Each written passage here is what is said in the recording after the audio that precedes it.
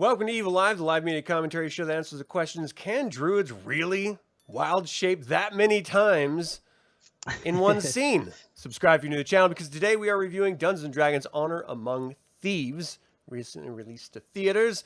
Of course, I've got a fellow D&D friend of mine here with a gigantic dice. It looks, I don't like the lighting system. It looks like it's like it got its own LED lights in the corners. It's wild. I think it's crazy. Does it still have popcorn in it? No, that's gone hours ago. It's hard to keep the popcorn That's to right. stick around for a while. It usually it evaporates before we even leave the theater in my house. So it's Yeah. impressive that you had it after that point. Thanks for joining me. I really appreciate it. I appreciate the invite. I was glad that you enjoyed it as much as I did. I was, you never know. Is it just me? Am I like fanboying out? Yeah. So this is cool. Thank you. Well, and there was like 4 other Dungeons & Dragons films before this one throughout the years, and Right. like every time I went and saw a new one, I was convincing myself, no, it's got to be good. It's Dungeons & Dragons, it's a film, it's a fantasy adventure. Lord of the Rings wasn't out when they were doing those, so you didn't really have anything to set the bar against except maybe Lady Hawk or something, like some weird old school show. And you just hope for the best. How But about that? what are you gonna do? I mean, the Conan ones were great, Conan Barbarian and stuff. Yeah, Even Red Sonja. that's true. I dug. But all right. I So, like what were your initial thoughts yeah. of this thing? Yeah, so they definitely was made by people who are fans of D&D. I love all the references to some of the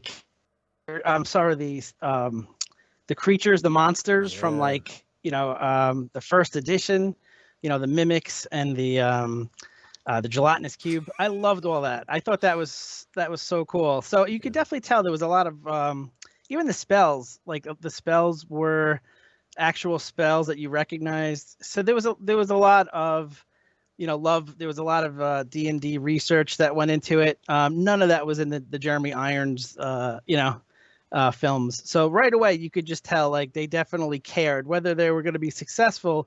You knew as the movie went on, like they definitely were trying. Mm-hmm. And then I thought they succeeded. I loved it. I thought it was great. Yeah. My initial thoughts was fear and trepidation going in that they would make it too Yeah. jokey and too sort of slapsticky. And I was pleasantly surprised that they grounded it in genuine emotional resonance, and then around that they padded it with action, adventure, and comedy. So I thought, Yeah. and I can't, again, it's being compared to Guardians of the Galaxy #1, and I can see aspects of that because that was very much an action adventure show grounded with heart and humor. This feels a little bit different than that for me personally. I don't know that I would make that direct comparison to it, but it definitely was created by people who grew up with a sensibility of comedy as a base, and then they wanted to sort of stretch their legs a little bit. And I thought they just succeeded in literally everything that they did with this film. I was very much blown away. So this was directed by Jonathan Goldstein and John Francis Daly. Screenplay was by both of them and Michael Gillio, and of course the story was by Chris McKay and Michael Gillio. So if you're not familiar with Dungeons and Dragons, it's a tabletop role-playing game. It's just a collaborative storytelling game, and in older editions it has infinitely more rules than modern editions. But I think that's less important when it comes to this film than just the generic tropes that Dungeons and Dragons carries with it, and that is you sit around with a bunch of friends, you're trying to play a game, you got a bunch of other things going on, people are moving through the house, maybe your parents are asking if you want some high C or some Right. cookies, or you're busting each other's chops.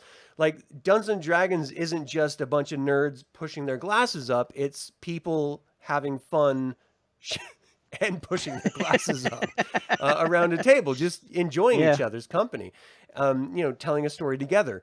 And I think that's the biggest component that's missing when it comes to popular culture's understanding of it, certainly before this film was ever created, in that as a kid, I was exposed to Dungeons and Dragons through friends, and the first time I saw it portrayed in any way at all on this big screen was in E.T.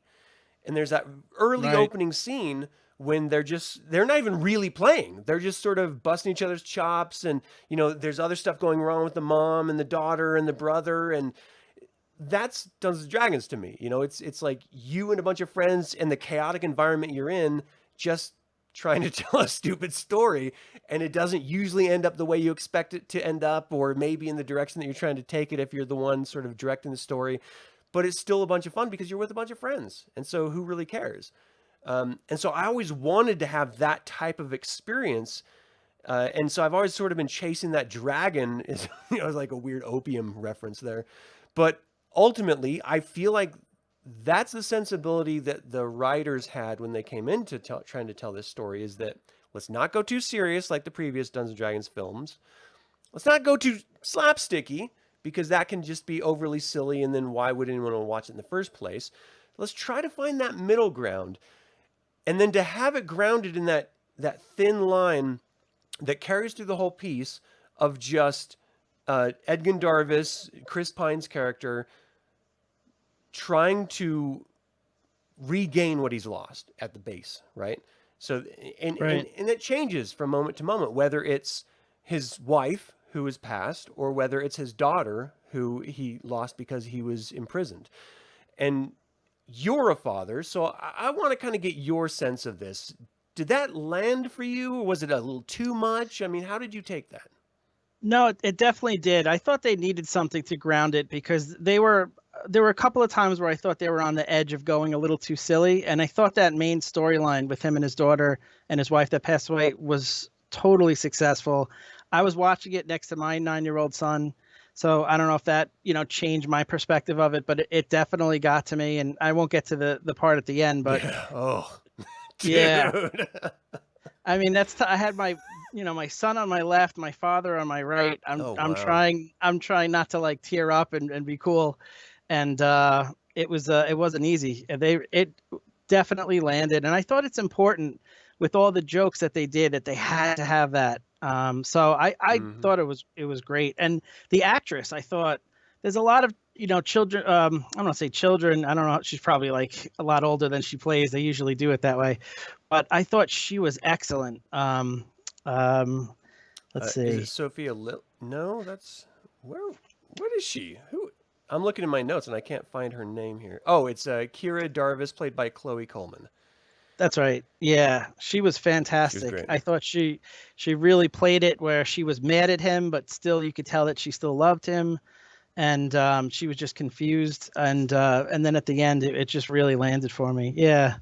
Yeah, What man. did you think? When we were presented, so it sets up with our heroes, Holga Kilgore and Edgin Darvis, played by Michelle Rodriguez and Chris Pine, respectively, imprisoned. That's where we begin the film. And then they break themselves out in a very comedic way. It was very entertaining to watch, but it also gives us a mechanism to give a monologue, a sort of a backstory without it feeling trite or overdone.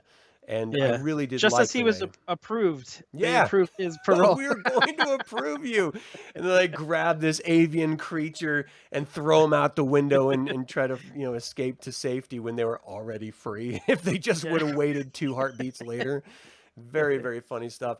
But I Yeah. mean, and then just the entrance too, before I get to the wife and daughter dynamic again, where we're presented to try to frame who Holga is and who Edgin is with this tough looking, I assume he was a half ogre or something like that, being in prison, coming into the cell, and then seeing this woman eating a potato, like, I'm going to really get along with you, sort of deal if you're sharing a cell with them. Literally a pre-rape scene, if you want to be honest about it. They treat it in the best possible way, where they had the girl kick the shit out of the dude who was being super creepy, which is always a good thing in my world.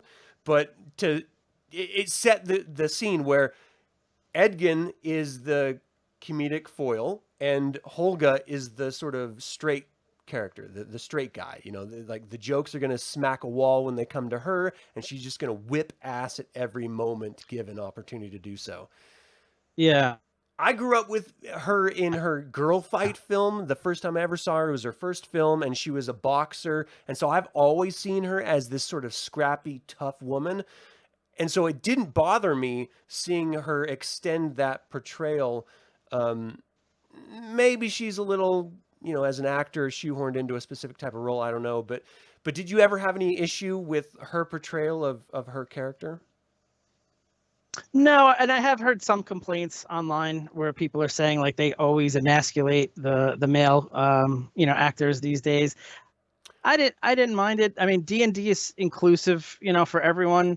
You're pretty much used to it. You could play a female character and you have this, the same success rate as a male character. It's always been like that to me. I don't feel like it needed to change in that way. Yeah. So I was fine with it. Yeah, and I thought she played it off well. And she has muscles that I don't have, so it was very believable. Well, first of all, her choreographed fight scenes were amazing. Yeah. Like straight up Jackie Chan type amazing like physicality that she was bringing to the table. So I thought that was great. Just a quick note on the whole, there's a certain segment of men in our society who are clearly intimidated by women being given an equal opportunity when they have historically not, is the way I'll frame it. Yeah. So I just want to say straight up, if this is the line for you, that you can't believe that a fantasy character is tough, I mean, that says more about you than the character, in my personal opinion. And there's no cultural statement about that. That's just an if that was the case, then why would the paladin male be so badass? Right. Taking That's down everyone. So I can't understand that type of mentality, though it is pervasive in our current culture, and I think it's a poison, personally. And I think Chris Pine's Edgin Darvis was his character. He was supposed to be like that because he was a bard. So it's not it was saying anything against the male. It was against a bard. It was the kind of the running joke. And there's been like a running joke for years in Dungeons and Dragons, like, the fighters fight, magic users have cool spells, like the bard like sings songs when you're going into battle. Like there's always, in The Witcher has that going on. I forget the name of the character in The Witcher, but that's been like a running joke that the bard is kind of useless when it matters. So I thought that was great to have the main character play a bard. I thought that was really hitting home. That they got it. And that says how many people watching this who are complaining about it don't get it. And the thing is that's okay, because there's enough in this film that you don't have to be on the inside track with Dungeons and Dragons from the 80s in order to enjoy it. You could miss every inside joke and still be laughing the whole time, getting touched emotionally the whole time, and just enjoying the action of the moment. And if we're being honest, it wasn't a groundbreaking story. The setup and delivery of it was very sort of cut and paste to what audiences expect nowadays. So I didn't think that was really particularly groundbreaking. But the framing of it, I thought, was very fun, because it did very much, in a very Witcher type way, the Netflix series, feel like it was in order to get to your goal of being B, you have to go to C, D, and E first, and then you can go deal with B. And I like that idea of, again, it's very role-playing game centric, of going on side quests to get the objects or the people or whatever, or the information in order to get to the end goal. I like that sort of deviation, because it then allowed us to flesh out the world. And this is the other part of it that I really wanted to try to touch on. I'm not a big Forgotten Realms fan personally, but I do like the idea of fleshed out universes, I'll say. So you can just have a generic D&D world like we've gotten in the past Dungeons and Dragons films, and you don't really feel any connection with the land or the people or anything. You're just like, okay, well, I don't know anything about this because it's all made up BS. They go do that for some reason, and I accept it. Right. In this film, at least I feel, you let me know what you think, I feel like they did enough side story, backstory, monologuing to make you feel like you kind of understood the generic politics of this land. People were being oppressed by one person in power for a specific reason, but you got a sense of established history. This person that's in control right now usurped someone else, but there's this outside faction of wizards trying to sort of take over the land and stuff. It felt very straightforward, but it still built out the world enough for me to actually care about it. Did that land for you as well?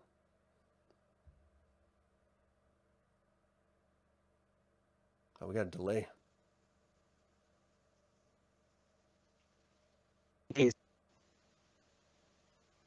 Are we good now?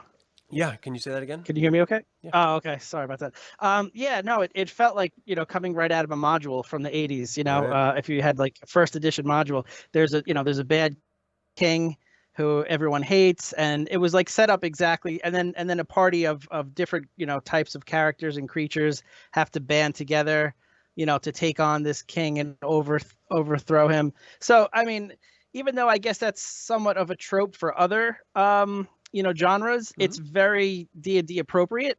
So I was fine with it. I thought they did set up enough of the backstory, and when they visited some of the realms, that was the other thing I was going to say, is having seen so many TV shows lately, this felt so expansive. Yeah. Like you're not in, what's the name of the when they film inside that like 3D Oh, the volume. prism.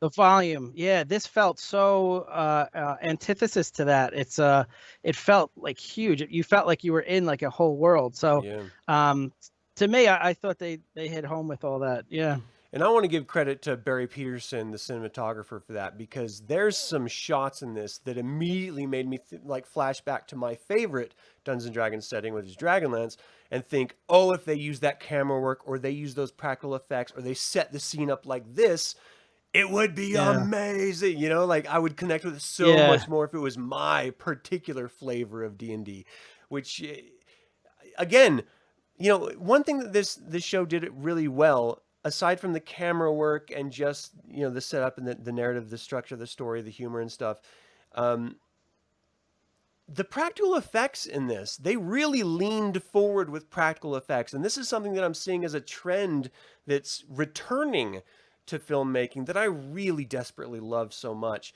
that I feel like was absent in the early 2000s. And that is just trying your best to get as many practical effects as possible. And that just means the creatures are costumes rather than digital creations. Everything is as physical as it can possibly be and accented with digital technology. Was it too much for right. you, or did you like how they balanced that? No, I thought it was a great balance. I think the reason maybe is that so many people are watching things at home nowadays on like 4K TVs, or Yeah. they're watching it up close, they're pausing. So I think it's harder for like CGI effects to be successful when you're so up close and like pausing it and rewatching it and stuff like that.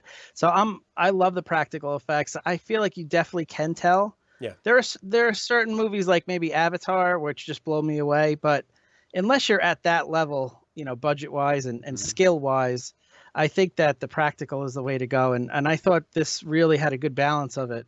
Yeah. And it might be the Star Wars fan in me, but I'm very forgiving. Like I know it's a puppet. When I look at Yeah. Yoda, for example, I know he's a puppet, but that's a Jedi Master that's 900 years old. Like you can't tell me otherwise. It's a believable character. When I was looking at those, I was gonna say draconians, those Dragonborn, and Draconians. yeah, the I don't even know what the avian bird creature's name is, or like the species name is, but the Birdman. Um, I of course it's a physical, practical effect. They literally had to have wires holding up the wings for the actor of who was playing the bird creature because they were so heavy that he could not hold it on his own. Um, and so there was a Wow. lot of physical support that went on with those scenes. And so as a viewer, you see it, you recognize that it's silicone and fur and stuff, but I actually feel like I enjoy it more than when I watch Avatar and I'm just like, oh, this is a fully digital world and it looks so realistic, but I know it's fake. Yeah. At least in this particular case for me, yes, I 100% know it's fake, but I'm suspending my disbelief and I'm appreciating the care of the creators that go into that. And that's not to discount, Right. because I feel like I'm talking shit about like digital designers and artists, and I'm not trying to. I think that is an incredible talent that is desperately needed in virtually every film that's made nowadays. But I love the old school technique, and I will always forgive old school technique. And that's why I like this last episode of Mandalorian so much. We saw so much practical alien effects that was just so brilliant, in my opinion. Even when you see puppets, Yes.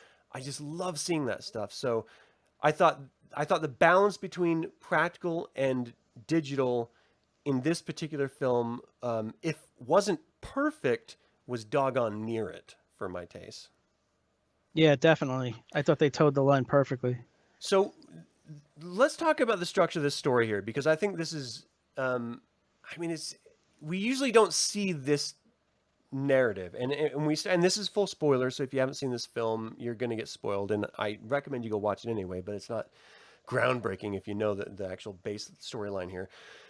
But it's just about a man who was trying to make a better life for his wife and new child, and so he breaks the law, and he goes against a group of people that are incredibly vindictive, and he took a chance, and it ended up they hunted him down and they murdered his wife when he wasn't home. And so it's a story beat that we've seen 1,000 times in 1,000 different movies, and on its face the story didn't affect me. We get that in a lot of stories. Okay, you lose someone and you want to get them back somehow, whatever. But this added some elements that were almost like otherworldly. They're almost like this spiritual element to it that was not over, because I'm usually sort of against most of that stuff. It was just enough that it felt believable when he saw the dragonfly and he immediately reflected back to his wife in that moment with the dragonfly. And so he has this emotional resonance with this creature, this insect. And so every time he sees it, he immediately flashes back to the beauty that he saw in his wife and the love that they shared together. And it's everything that if you're married, well, if you're in a good marriage, I'll say, it's the best of times that he's reflecting on. You know, those moments where you just look at each other and start laughing for no stupid reason. Those moments where you just feel deep, deep passion and love for that other person. They may be looking off at whatever, and you just look at them for a moment and you see that genuine beauty of their character and, you know, what made you fall in love with them. Those are the moments that he's reflecting back on. And so it connects with you on a human emotional level. And then you add in that element of the child, and now that he's lost his wife, he still has to force himself to take care of this creature that he helped create, and he doesn't know how to do it. He's incapable. As a father yourself watching that, how did you react to, like, it's the worst situation to put yourself in. But if you were in his situation, you lose your wife, you have to take care of your kid by yourself. You don't really know how to do it because she's been doing it the whole time. Do you buy into the idea of getting up and drowning yourself in alcohol in his particular case, or just it would just be in distractions, or would you feel like it would make you double down if you were in that position?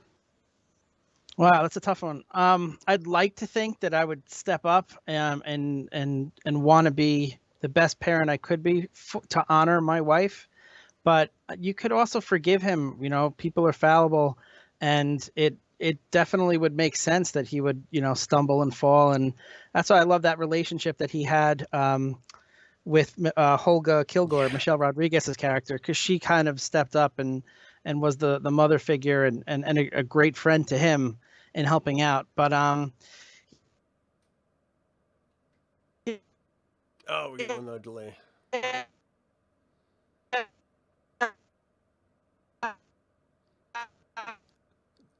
This will clear up quickly. It's a temporary thing here.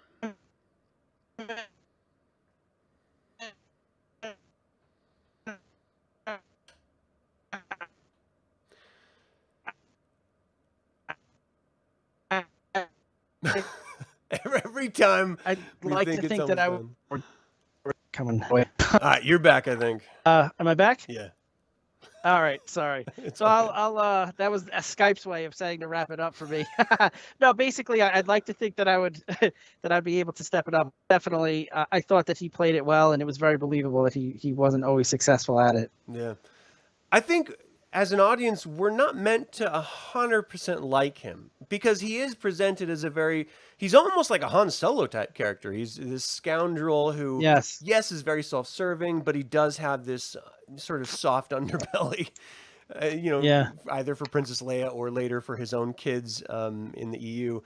I like the idea that that we're not supposed to completely be on Chris Pine's side, but we're more on his side than the bad guys for sure. So we kind of forgive his faults.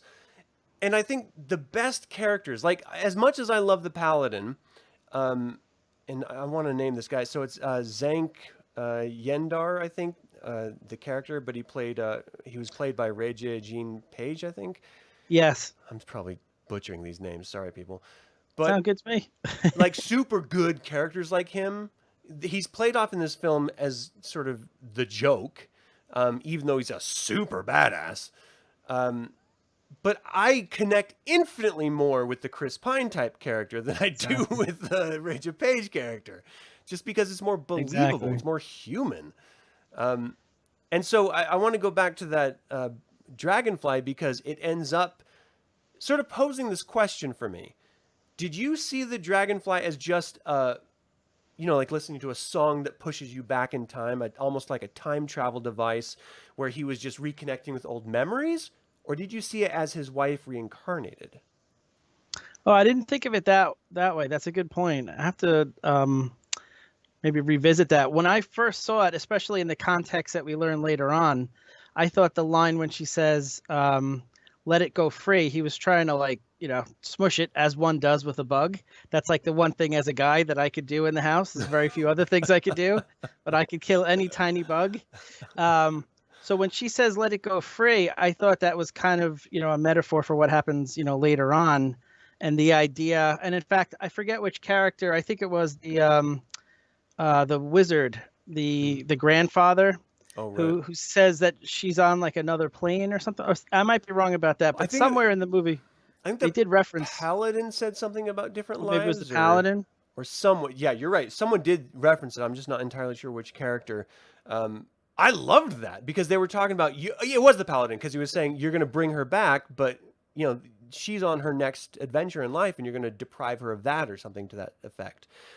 I loved that idea because no one knows what happens when you die. People want to believe one thing, people want to believe another thing, or people want to believe nothing, but we don't have a clue. And so because we are enshrouded in ignorance, we have to then reflect on what our choices mean to the person that we are trying to then bring back. What are the repercussions for them? Because if there's a sort of stages of existence and she's on the next stage of her own existence, you're ripping her away from that. What if that was a better one than your selfish asses trying to drag her back to? It's this idea of stepping out of yourself and having perspective instead of just wanting to fulfill your own desires. And that's a very childish way of looking at the world. I think it's a logical way of looking at the world, wanting to bring back those you love because you don't want to lose them, of course. But it is a very childish way because you don't understand, or you're refusing to accept the possibility that in your absence there is anything else. Like you are the center of the universe, and if she's not with you, then she could not possibly be anywhere that is satisfying or anything. Did you ever see the movie Robin Williams? Oh my gosh, his wife dies, or he dies. His wife commits suicide, and he goes to try to save her. It's this heaven and hell epic. Dream. Oh gosh, What Dreams May Come. Yes, devastating emotional film. If you ever watch it, prepare yourself. Yeah.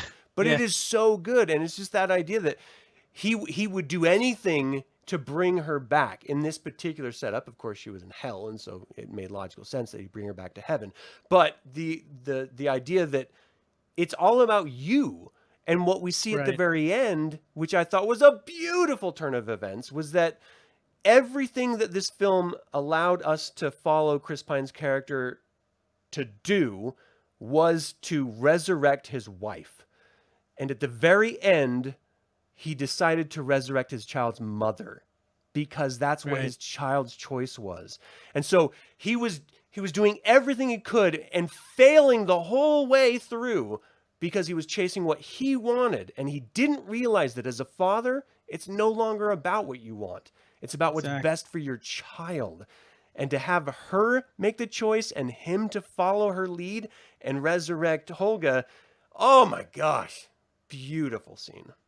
Yeah, and it totally came out of left field for me. I wasn't expecting to be hit, Oh no. emotionally at a Dungeons and Dragons movie, especially one Really deep. that had like a fun, joking tone the whole Yeah. way, and Yeah. then all of a sudden, wham! It just got me. But you said it perfectly. He was doing what was best for him and not what was best for his daughter, and then he got it right. That's the thing as a parent. You can mess up a times, but if you fix it, if you get it right the next time, that's all you could do. You can't change the past Yeah. unless you have a spell. Yeah, that's Unless you true. have a, They stopped time a couple times in this. They didn't go back in yeah, it. Um, right. but they don't have the device of time journeying, so you can't really blame them. It's not their fault. And so really the through line is that story beat. It's Edgin trying to get a device, a magical item back that would then resurrect his wife so that he could then have the perfect life that he always wanted, he thought he would have had when I'm sorry, I just totally burped in the camera. When it was with him and his newborn baby and his wife. And what he learns throughout the course of it is that that connection that he was sort of chasing was already there in the entire time he had with his daughter before he sort of lost went off into prison.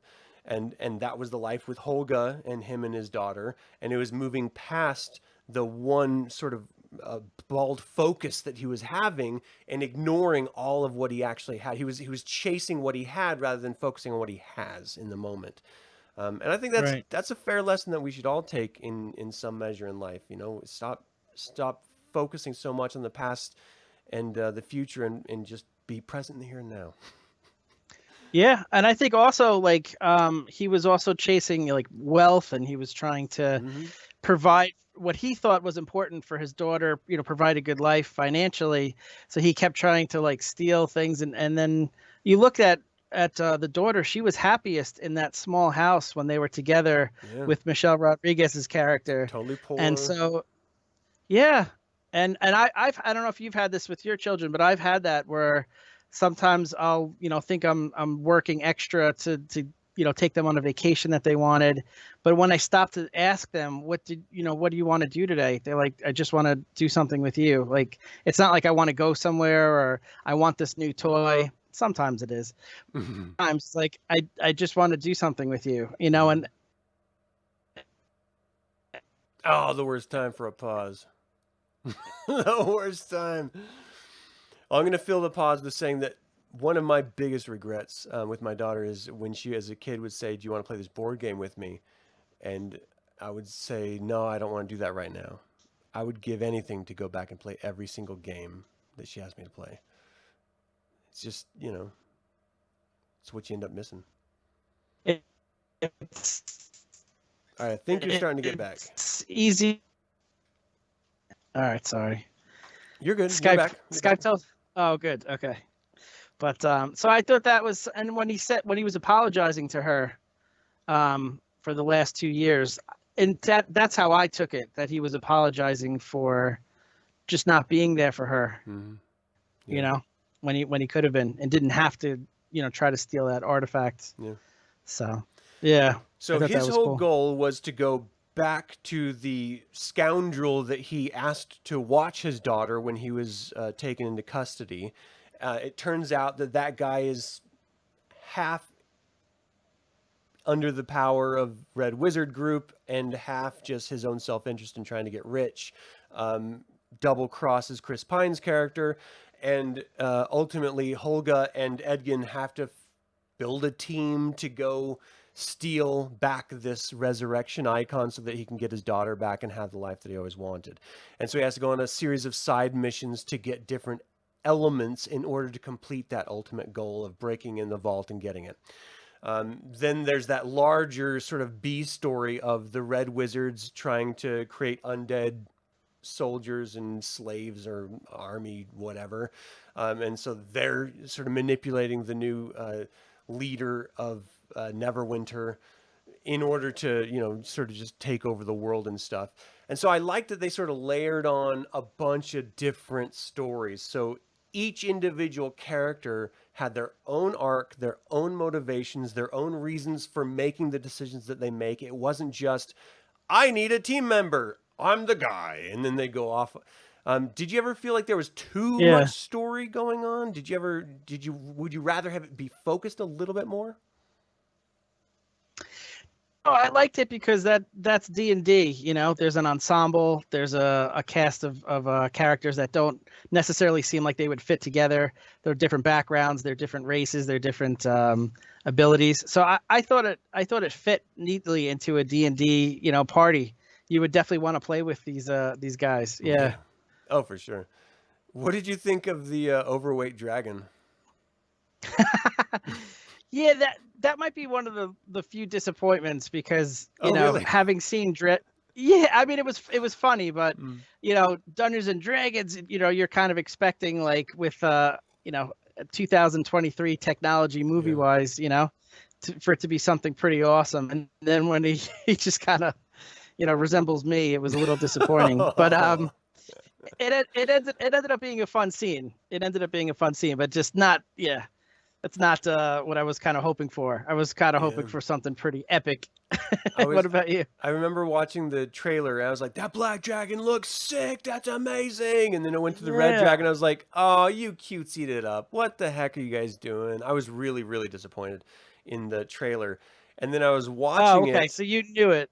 Yeah. You knew it going in. Oh, okay. So I Okay. I was saw the surprised. dragon in the film coming out, and then I just was sitting right next to my wife, and I saw her just giggling and laughing, and I, by proxy, just started giggling and laughing, and I turned a corner. I immediately love that dragon now. His inability to like carry himself up with his own wings because he was just sort of, obsessed with consumption. I thought it was very slapsticky. Yeah. As a dragon fan, like that's where I go to, Game of Thrones and House of the Dragon. That's why I really desperately want like a Dragonlance film. I love me a good, cool looking dragon. Yeah. This was super cheeky and cutesy, but it totally worked for me, and I can't figure out why, but it did. Yeah. It was That's wild. true. It grew on me. Yeah, Yeah. it's It was just so that silly. when he first came out of the cave, I was like, oh, I kind of wanted to see something, like Yeah, you want like the Smog or cover of something. the old Redbox D&D movie with like this Yes. scary red dragon or something. Yeah, exactly. Yeah. With a guy making the very awkward pose with his with his sword that would never work. You don't stand like that Yeah. when you fight with your sword? That's what I do. That's my go-to move. Oh yeah. I didn't mind it just because it's sort of, it was a communal experience, and I forgave a lot of the faults that I think I found in this film, because it was so damn enjoyable, just to sit and watch. Did we get enough of the Red Wizard machinations for you? I mean, we saw that hint of a shadow. Yeah, that didn't pay off. I was waiting to see like something bigger than her come in because she obviously was subservient to this voice, and then the voice didn't really materialize into anything. So I thought that was interesting. Do you think it's an Easter egg for the future series that they said they were in development of? Oh, Like they're laying a sort of Marvel MCU thing. if that's the case, then I'll take it back. Yeah, if that actually pays off in a later TV show, then I'm all for it. I'm in. Yeah, I'm in. Once we saw that, it just made me immediately reflect to like Voldemort or the Emperor in Star Wars, like that sort of like you can't really see evil villain, but they're super powerful and scary, and so you don't really want to see them. Like that's the vibe I got, and I wanted to see more. I was just like, ooh, who's this compelling character? And Yeah. I made the assumption that it ended up being in the flashback of the story about the sort of undead disease that they were spreading through that red horn, that it was the guy that was doing it. Like, did you think that's who he was, or did you have any guess about who it might be? Oh, this internet thing is killing me. It's so hard to have a conversation. Let me see if I can find the name of the Red Mage is Sophina, played by Daisy Head, who is great, by the way. You back? I see you. I'm back. I'm sorry. Awesome. No problem. I honestly thought it was. I thought it was going to be something from Forgotten Realms, who I'm not familiar with. That like the rest of the audience would be clapping, and I would be like, pretending to clap. Yeah. That I didn't know. So I didn't expect it to be something that I would be familiar with. Just not. They had made so many references to Forgotten Realms. Be along those lines. Yeah. Yeah, I feel the same way. I wasn't sure whether I should because my immediate go-to is just like, okay, it's Vecna or something, like it's some big evil guy that's in the zeitgeist right now, so that other people can feel like they're in the know if they reveal it. All right. I kind of don't want it to be like that. I want it to be some sort of like wildly hyper specific Forgotten Realms, like you'd mentioned, sort of character, so that the people that are really into that can really enjoy it, and me as Right. someone who's not can just be like, okay, it's a scary bad guy. That's good enough. Yeah. But Yeah. I did feel Exactly. like we needed more of him. Like I was a little bit Yeah. disappointed.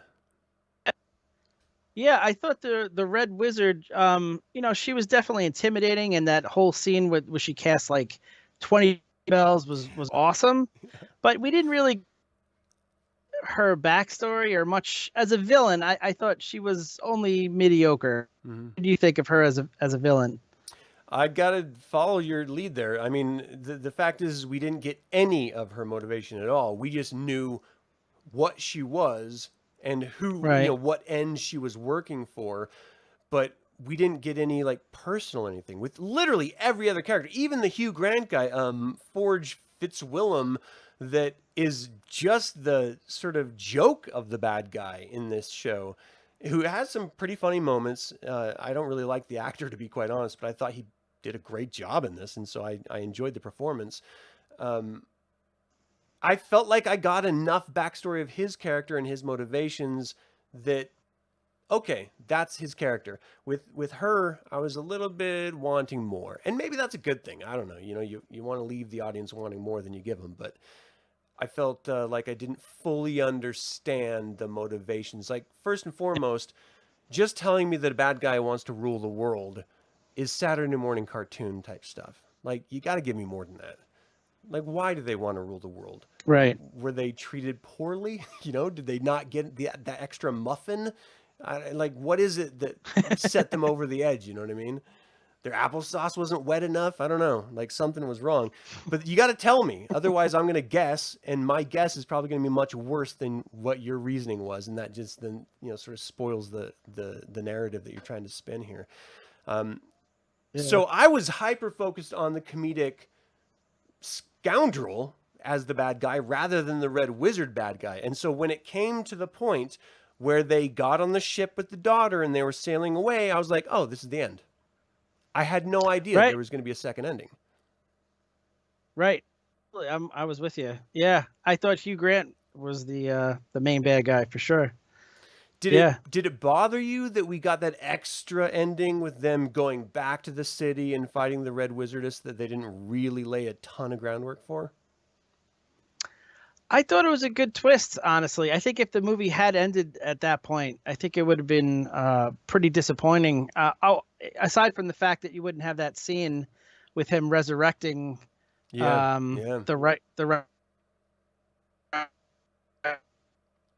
Oh man, I think Skype just waits for you to be talking on a really great point, and then it cuts you off.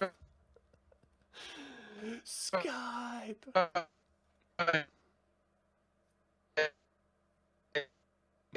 It'll come back in just a second, people.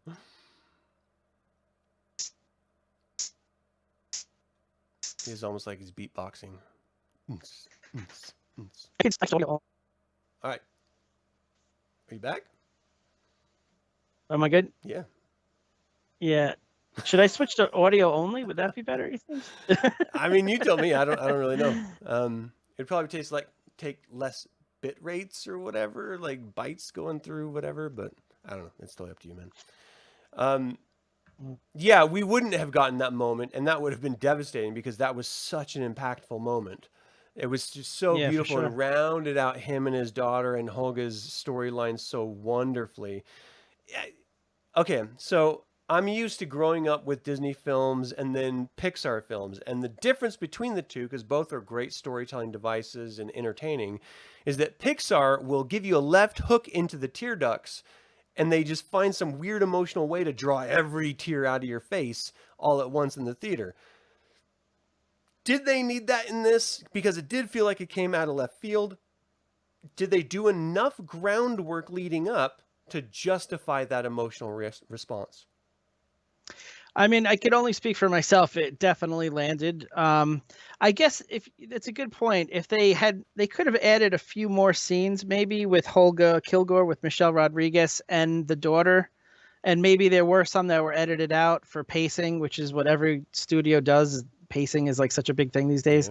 But I think maybe one or two more scenes, maybe to kind of play up that connection. But even without that, for me, it landed. It was like I said, I was getting emotional, trying to keep it cool with my son next to me. Yeah. But I just thought he made the right choice, and it was so heartbreaking to give up the love of his life for what's best for his daughter. That's just a terrible, Sophie's Choice situation. It was beautiful. It was absolutely beautiful.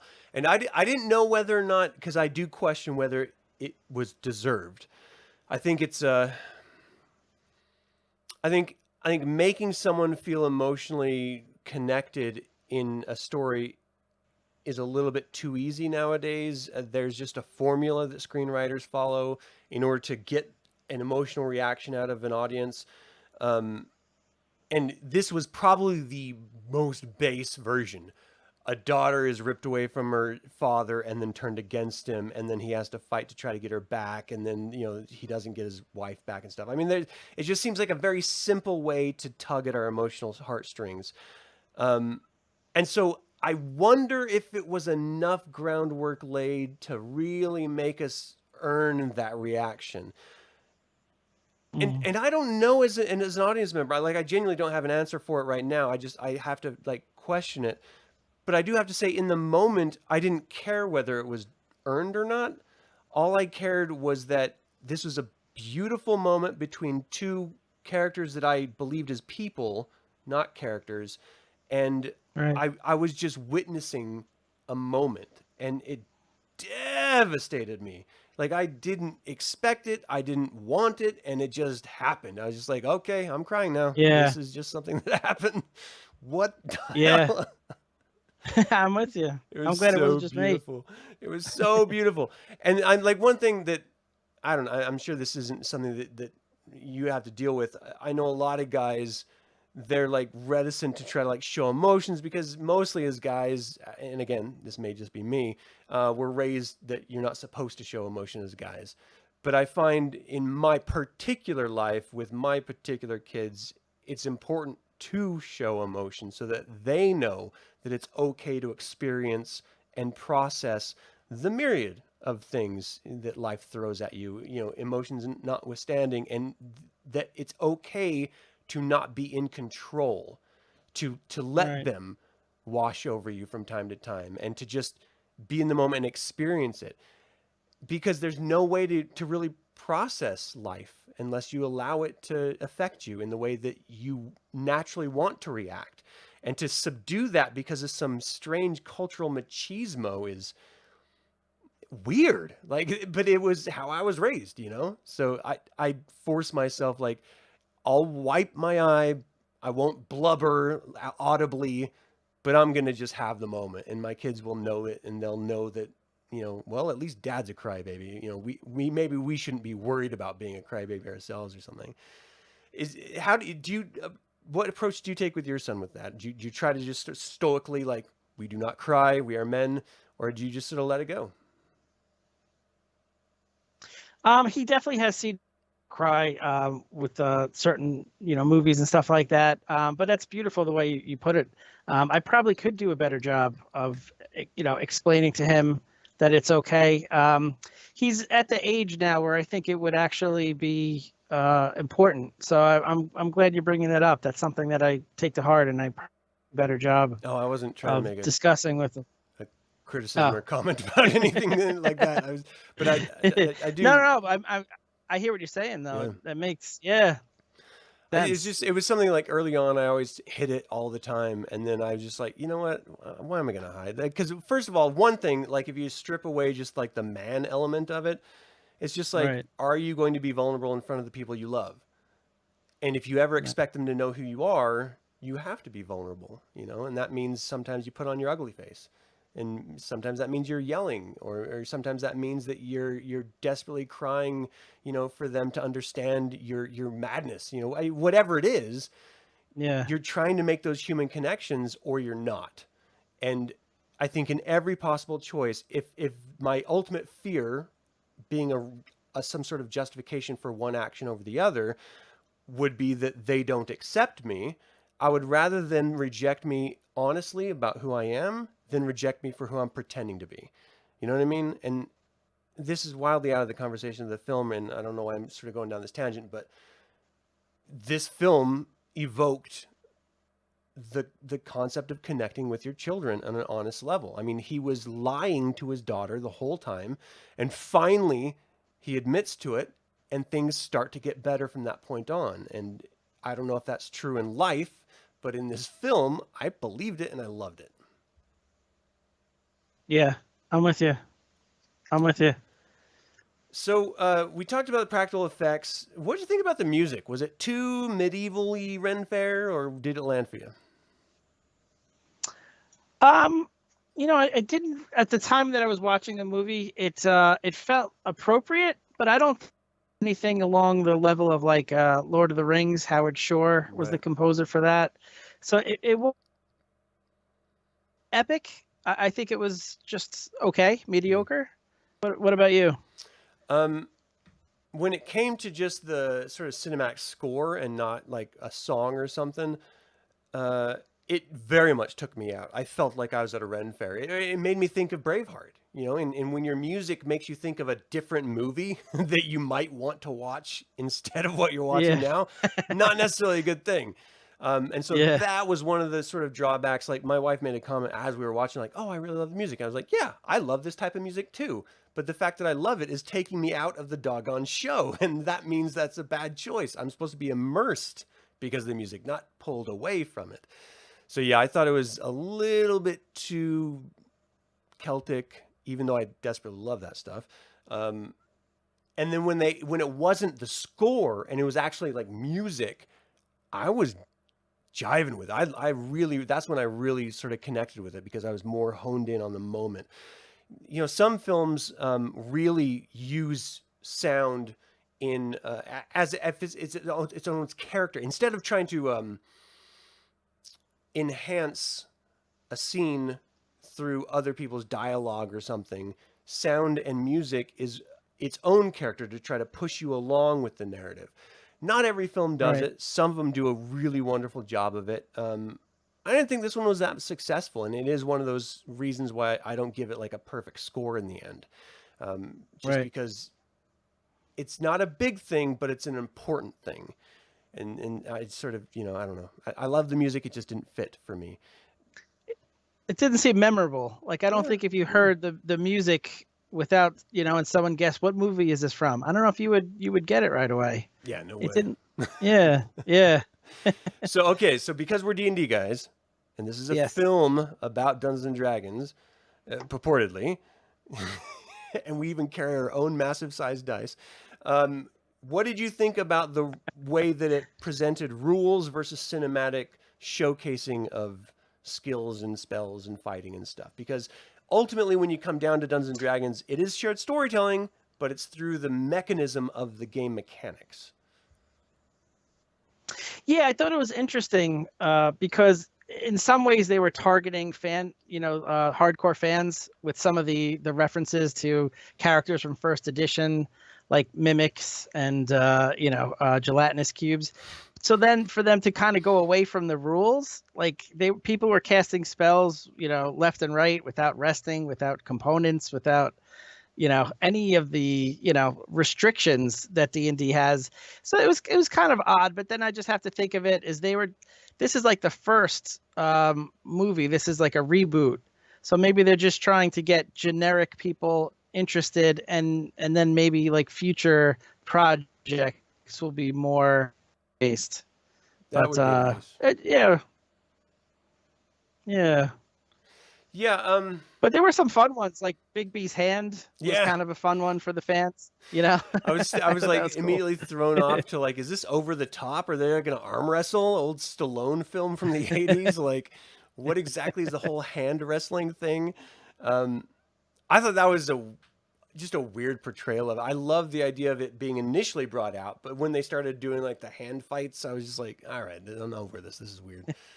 Like I would rather watch Sword in the Stones fight, the cartoon of it between the wizard and the Madam Mim or whatever her name was, because that was Oh a great little yeah, wizards fight between Merlin and Mims. And then I watched this, yeah. and it's just like you're just have rock hands fighting each other. Like I don't know. I want a little bit more out of my magic, I guess. But I did like they had attuning. That's a very Yeah, like D&D term that he had to attune to the helmet.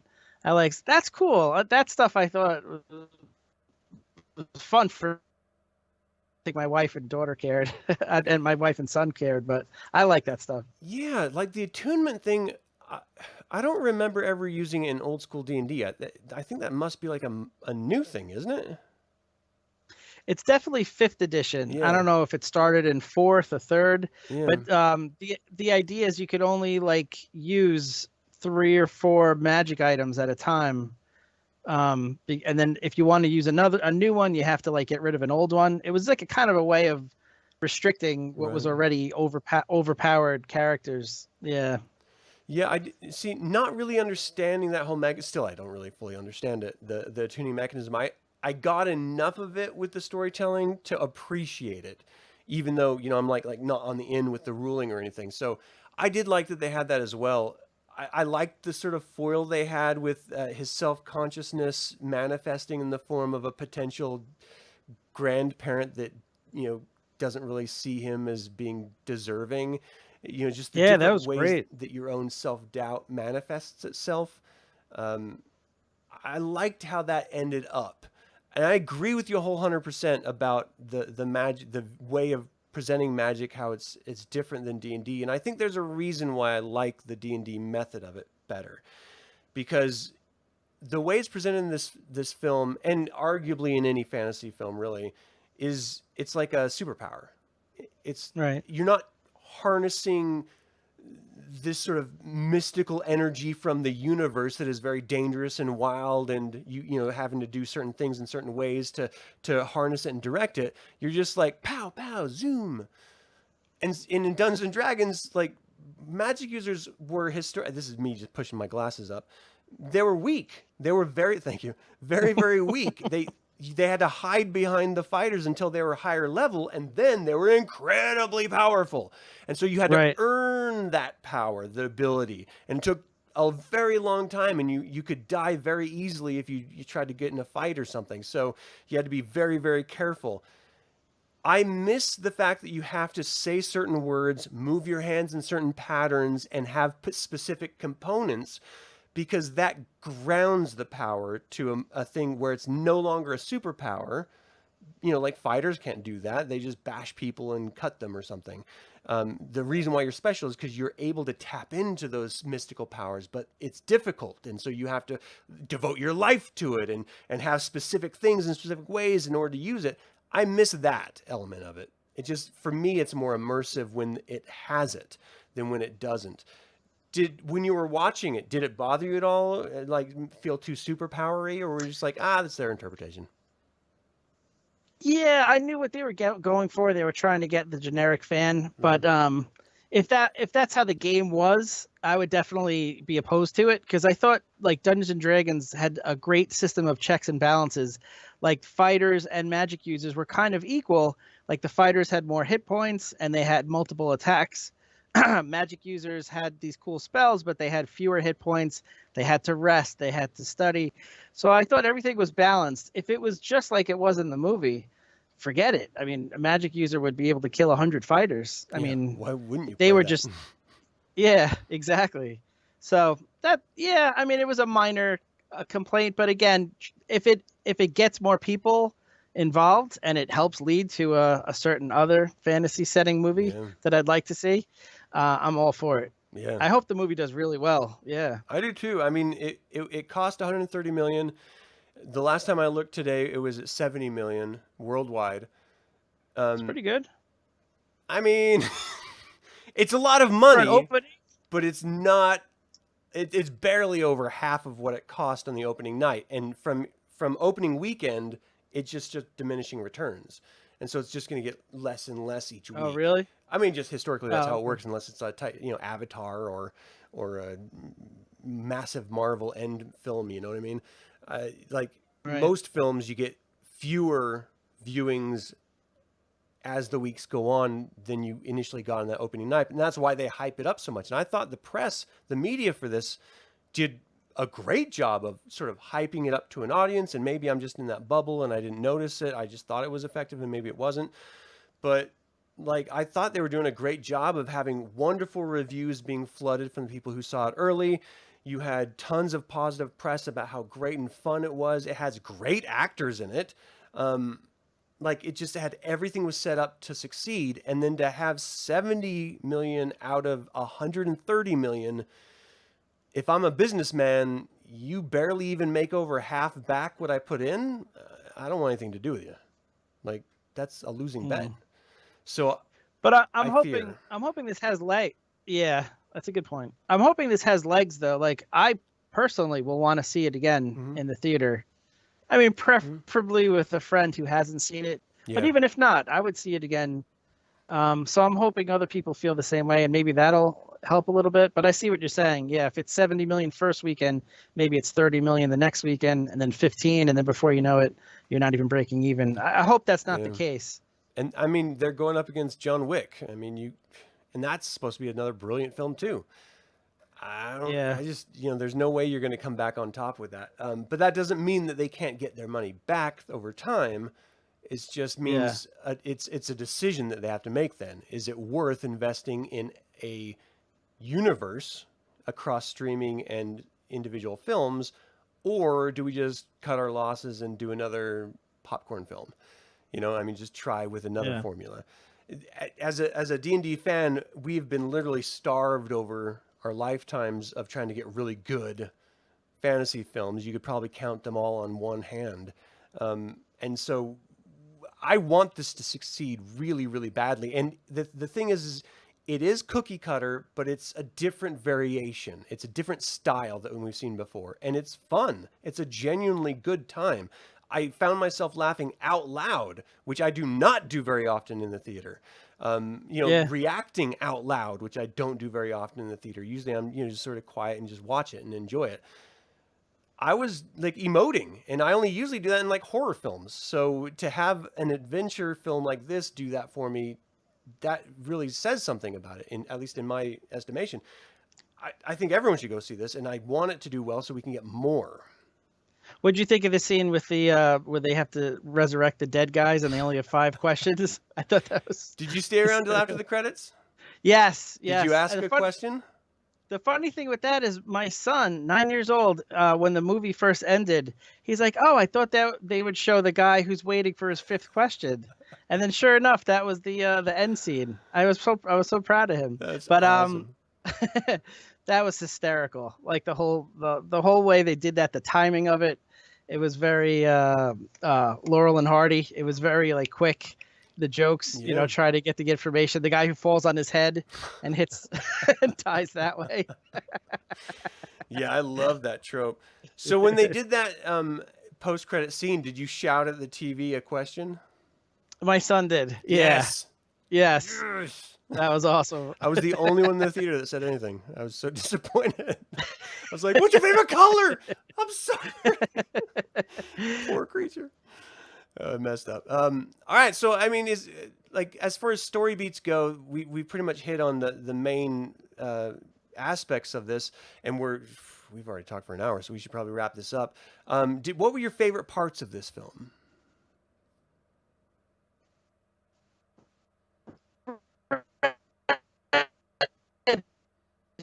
I'm blue. All right, I think you're back. What was that? Okay, sorry. My favorite part of it was the maze. That entire scene. I don't know if you wanted to mention this or not, Yeah. but they had the cartoon characters, the cartoon group. That was awesome, but also just the actual maze itself. When I first started playing D&D with my older brother, we did it on graph paper, and Yeah. we had the lines drawn out in black, green, you know. So that's what that kind of looked like to me when they had the maze that was like in like a shape of like a graph paper maze. I was like, oh my god, that's awesome, and just all of that, the gelatinous cube, the mimic, that whole scene, I thought was that. Yeah, I agree, man. Was 100%. That was that such a great scene. was the And the fact that they added high in that cartoon characters point from Dungeons and Dragons cartoon from for back in me. the 80s. Like I thought that was a really wonderful touch as well. I love the mimic. It was funny because Yeah, my wife and daughter don't know anything about D&D, and they're just watching it and laughing and enjoying it as well as I am. And then afterward, I'm like, those creatures, that's old school D&D. Like you never really see those in a yeah, campaign nowadays. And the Displacer Beast and the Giant's Cube and the Mimic. The Mimic can actually be anything at once. And she was just like, really? I didn't know that. It was probably heard like in her head, like, I didn't know I married such a geek. Like, holy shit. I had no idea the level of depravity this goes. Um, I loved, yeah, the little notes that they sprinkled in for old schoolers like us. I thought it fit in perfectly. Um, I love the comedy. I love the heart of it. I think what was lasts as I reflect back on it more than anything else is surprisingly Holga, Michelle Rodriguez's like fight scenes. I thought they were done so creatively and so differently than we traditionally see when they're supposed to be executed and everything that she did there. I mean, it was acrobatic. It was amazing, you know, those sort yeah, of fight sequences. And so I think surprisingly that might be my favorite aspect of this is just being shocked by that. Um, but you know, if you go into any fantasy film, you're going to enjoy yourself if you're, you know, sort of our sensibilities, but it's the heart of it that is going to make you remember it. And this had just a brilliant heart to it. And so I have to go to right, the dragonfly and the daughter. I mean, just yeah, fucking kill me. Like those two things in this were yeah. wonderful. Um, all right. So did you have a least favorite part as we're sort of winding down? Yeah, I was trying to think about that. It's really nitpicking because there really wasn't much that I disliked. Um, a very very minor thing with that dragon at the very end where he's got like I think the sword is like stuck Oh, and right. they're in like the cave and they're like the water's filling up, and then that whole scene where he does like the lighter Yeah. trick and then the explosion, and then like a second later they're on a beach. I Yeah. feel like maybe there was like a scene in between. Like how did they get from there to the? But that's really being picky. 99.9% of the movie was awesome. Yeah. Yeah. I remember watching that going, oh, that was a weird cut. Like, what? That was Right? what? Nothing else Yeah. was like that. That was very, very odd. Yeah. It took me out too. Um, Gosh, I think that's got to be mine too. Because I was thinking of it's the structure of it that I think is the thing that bothers me. Everything about it I love, but because it's such a familiar pacing and structure and you know even the story itself, though it is creative in its own way, it feels like I've seen it a bazillion times already, and so Right. that I think would probably be my least favorite. Even though I did really really love this film, if I have to pull something out, it's just the familiarity of it. You know, I understand. I understand why the writers do it. You know, you have to have at certain minute counts. You have to have an inciting incident, a dramatic incident. You go back to an inciting incident. Like that's how they make successful films. But as a viewer, I don't want to. I don't want to feel that as I'm watching it, and I did feel that when I was Right. watching this. But other than that, I think it was a brilliant film. If you had to give it a rating out of evil eyes, how many squishy, wet evil eyes would you give it out of 5? I would give it 5. I mean, I know it's not a perfect movie, and 5 out of 5 kind of insinuates that it is perfect. But for me, I had a great time watching it, and I'm hoping that it jumps, more interest in this genre, so we Mm-hmm. can finally get Dragonlance film. Hell yes. Hell Yeah. yes. I give it 4. There's Okay. just a couple That's fair. things that sort of rub me a little bit too familiar. But this is such a good film. You like if you haven't seen it, you really should. If you don't like D&D, that's okay. It's not important to the story.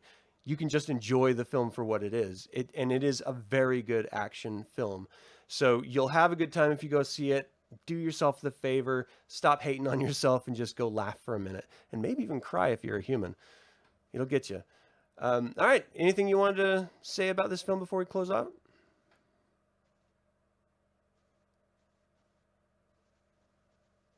Say what I want to say. Hello. Yeah, Oh. you're back. Okay. Yeah. No, I think we got it. This is I'm like I said. I just hope it leads to more. I hope people go out and give it a shot. Yeah. Don't wait till it's at home. This is the kind of movie you want to see in a theater with other people. Yes. It's a communal experience, just like the game is. You need to play it with other people. For sure. Oh, absolutely. All right. So thank you so much for joining me for this episode. I had a really great time talking about this with you when Skype was working, which is only Sorry about that. No, it's Yeah. life. It happens. But come on, internet. Why isn't it just light speed by now? Like, really? I know. For all of you who watch this after the fact, let us know what you thought of the film. Let us know in the comments. Did it live up to your expectation? Did you enjoy the Dungeons & Dragons aspect of it, or did it even matter? Did you hate it for some reason? Let us know how you thought. We really appreciate your time and attention. And as always, remember that evil spelled backwards is live. So get your tookuses out there and be evil. Maybe not evil like kill an arena with magic smoke, but Good point. you know, Very good point. Not that not evil. that evil. Maybe throwing a potato at someone evil. Yeah, that sounds good.